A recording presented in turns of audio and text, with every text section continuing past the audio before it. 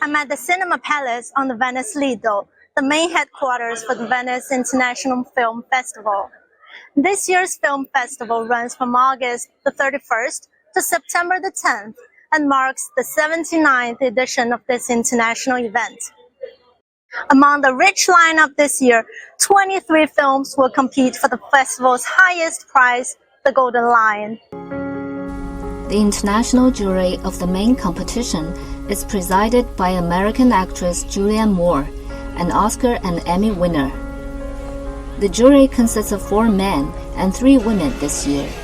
They will assign the Golden Lion for Best Film and other official awards to the feature films in the main competition. Besides the films shown in the main competition, a varied list of works, including documentaries, short films, restored classic films, and immersive projects, are also in the lineup.